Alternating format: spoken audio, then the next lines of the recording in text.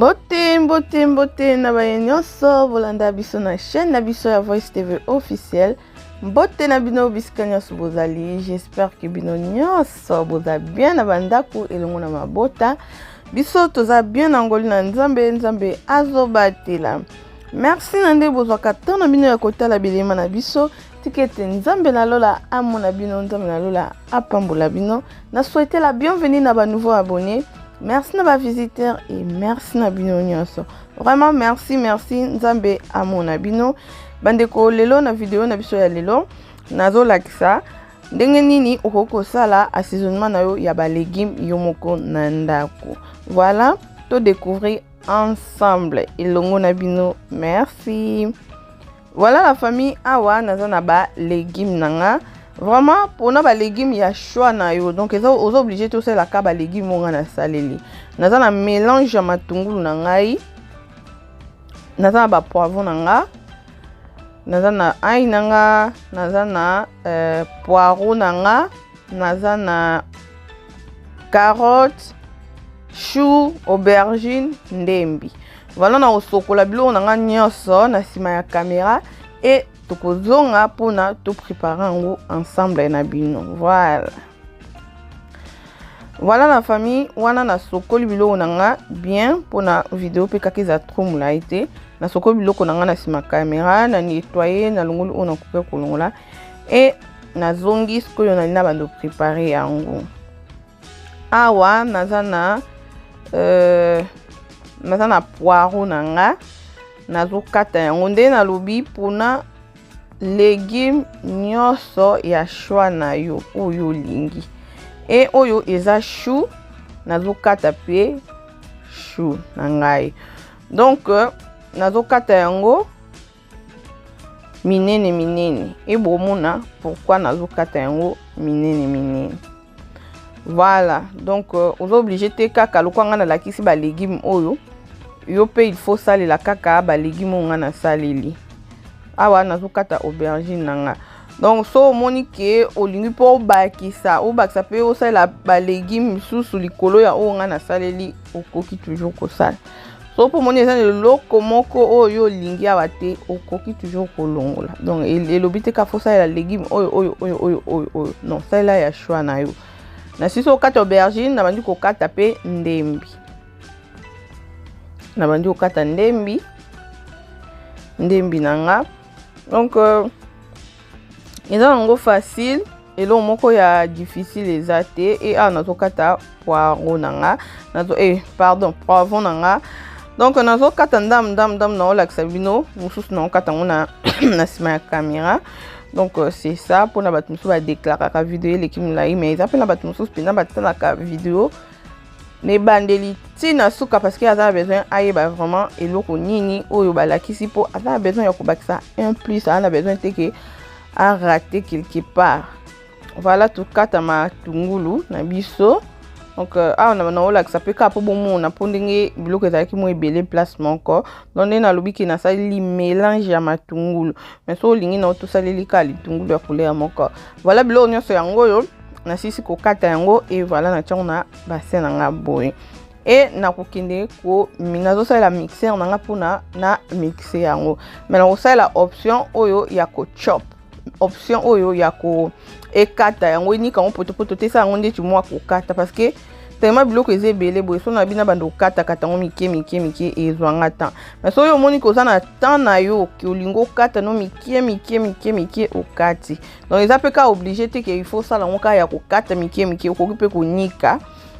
Choix na yo donc on ça la on a mixer na on ça la option oyo ki ekata so na moni ekati na niveau na lingeli na tiki. Mais so na lingi ke et donc ndeti awa na bakisi lisusu ekata ngo lisusu pona ebima mwa mike.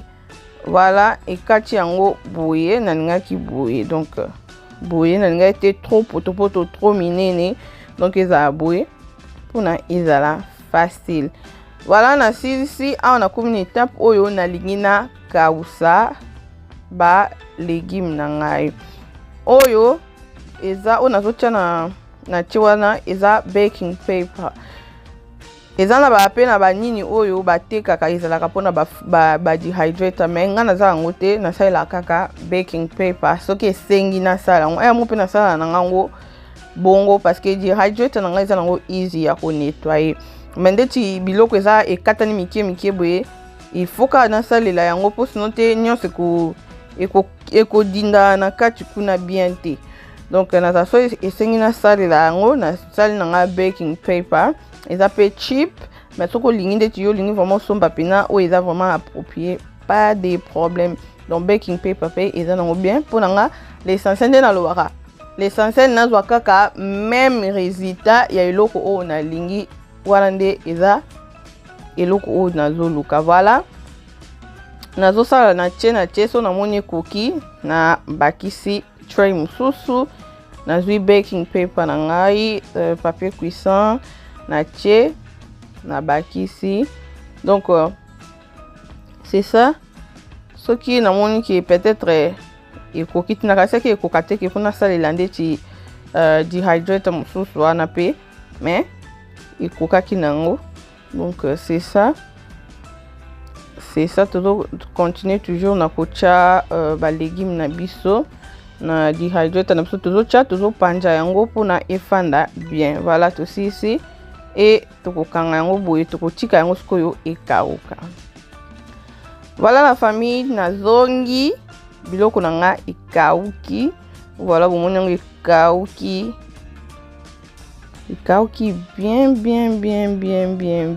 ekondaka nango omona ntango eza na mobeso omona yango ke eza ebele mais ntango ekokauka omona ekondi voilà nyonso yango oyo ekauki mpenza bien et non présenté bino sikoyo bareste ya biloko oyo tokosalela oyo ezali mungwa na biso Himalaya mungwa oyo eza pe sel de mer ya pembe na mélanger yango oyo ezali levure nutritionnelle nzambi baloba kaka oyo ezali soya flour nzambi oyo baloba kaka on ne sait jamais koseka voilà na bandi kotia yango sikoyo na kati ya blender na nga mpona nakende konika yango donc levure nutritionnelle nzambi voilà na bandi kotia yango sikoyo